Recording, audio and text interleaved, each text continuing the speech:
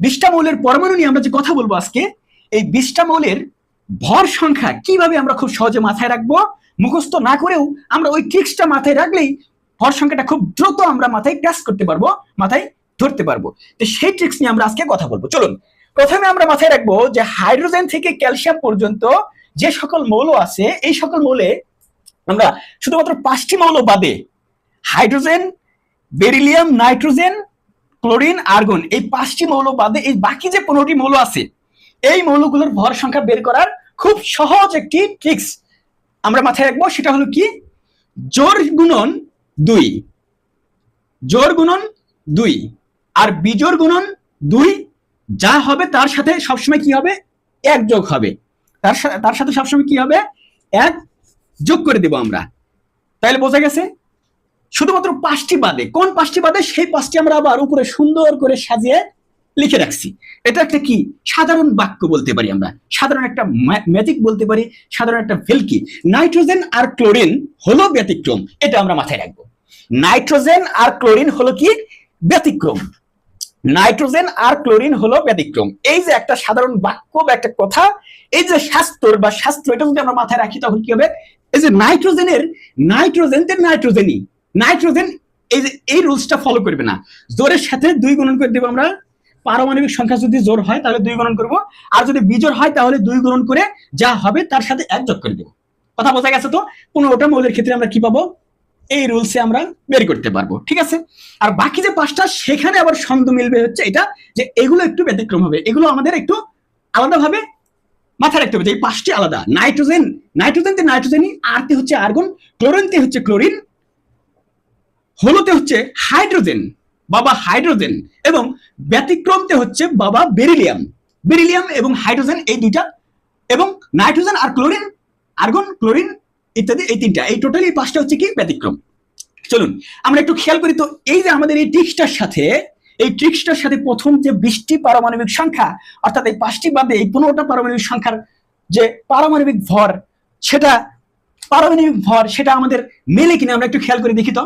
জোড় গুণন 2, যদি পারমাণবিক সংখ্যা যদি জোড় হয় তাহলে কি হবে, তার সাথে 2 গুণন করে দেবো, জাস্ট ফলাফল যা পাবো সেটা কি, পারমাণবিক ভর, সেটা হচ্ছে কি ওই মৌলের ভর।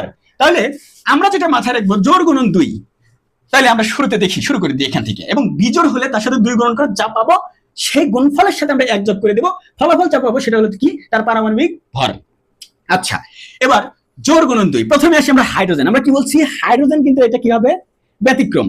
এই যে হাইড্রোজেন এখানে আছে, এই যে হলো নাইট্রোজেন আর ক্লোরিন হলো ব্যতিক্রম, এখানেই 5টা আছে, তাই না, 2টা মৌলের নাম আছে, কিন্তু এর যে আর হলো ব্যতিক্রম, এই 3টাও কিন্তু মৌলই আমরা সহজে মাথায় রাখার জন্য বাক্যের মাধ্যমে সাজিয়ে দিয়েছি। প্রত্যেকটা শব্দেরই আবার আলাদা আলাদা কি আছে, পরমাণুর নাম আছে, এখানে গুপ্ত আছে, আচ্ছা উজ্জ্ব আছে। আমরা কি করবো এবার, নাইট্রোজেন, আর্গন, ক্লোরিন, হাইড্রোজেন আর হলো বেরিলিয়াম, এই 5টা বাদে আমরা যেগুলো আছে সেগুলোর ক্ষেত্রে এই ট্রিক্সটা খাটিয়ে দেখি তো মেলে কিনা। হলোতে হচ্ছে হাইড্রোজেন বাদ, হাইড্রোজেনের পারমাণবিক সংখ্যা 1, প্রোটন সংখ্যা 1, এবং এর ভর হচ্ছে 1.008।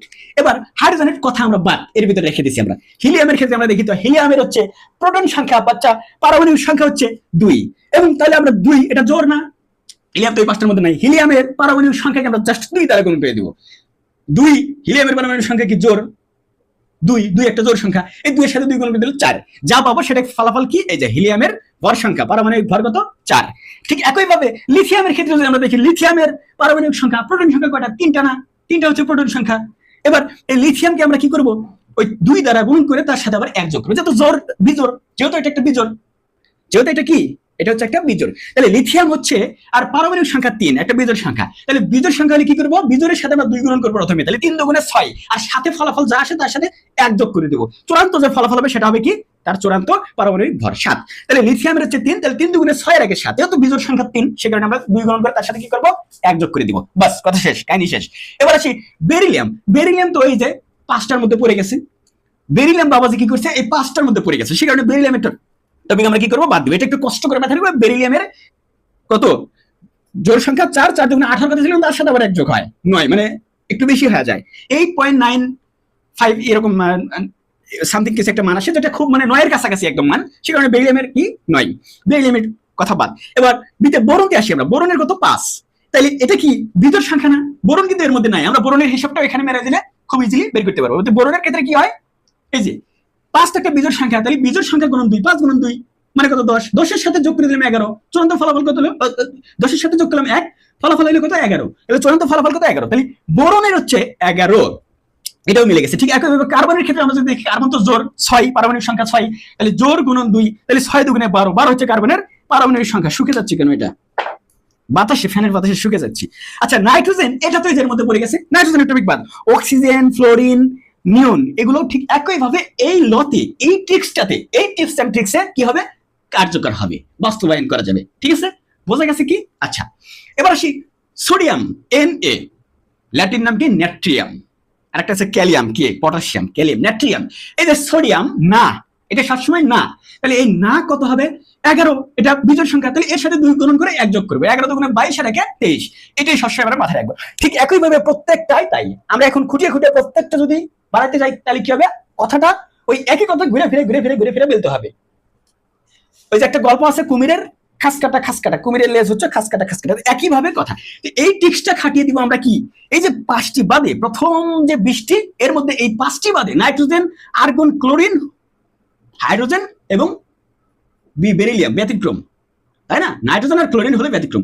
এই যে এই বাক্যের যে 5টা, এই 5টা বাদে যতগুলো আছে, অর্থাৎ যে 15টা আছে, সেই 15টাকে আমরা এই টেক্স খাটিয়ে দিলেই হয়ে যাবে। আমরা খুব সহজে মাথায় রাখবো। তাহলে কি, আমরা পরীক্ষায় যাওয়ার সময় প্রথম এই 20টা থেকে যদি আমাদের কোনো সমস্যা দেওয়া থাকে, তাহলে এর যে পারমাণবিক ভর আমরা যখন বের করবো, তখন আমরা কোনটা মাথায় রাখবো, এই যে এই কথাটা মাথায় রাখবো, যে 5টা একটু কষ্ট করে মাথায় রাখতে হবে, বা 5টা একটু অন্যরকম হবে।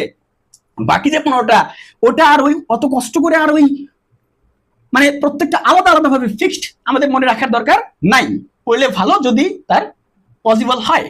তাহলে যেহেতু আমাদের সহজ একটা বিষয় আছে, তাহলে আমরা কঠিনটার দিকে কেন যাবো, আমরা আগে সহজটা শিখি। এইটা যদি আমরা মাথায় রাখি, যে যখন জোর হবে এই 15টার মধ্যে, প্রথম 20টার এই 15টার যখন জোর সংখ্যা হবে, তখন 2 দ্বারা গুণন করে যা পাবো সেটাই, আর যখন বিজোড় হবে তখন 2 দ্বারা গুণন করে যা হবে তার সাথে 1 যোগ করে দেবো সেটাই।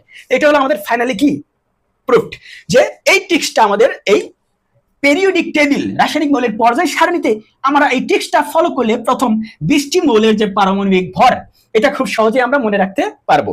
আশা করি আমি কতটুকু বোঝাতে পেরেছি, কতটুকু উপকৃত হয়েছি সবাই জানি না, কিন্তু আমি আমার দৃষ্টিকোণ থেকে, আমি আমার সাইড থেকে যতটুকু চেষ্টা করে গিয়েছি, আমার পার্সপেক্টিভ থেকে আমি যতটুকু বলা আর কি সহজভাবে বোঝানোর দরকার আমি চেষ্টা করেছি।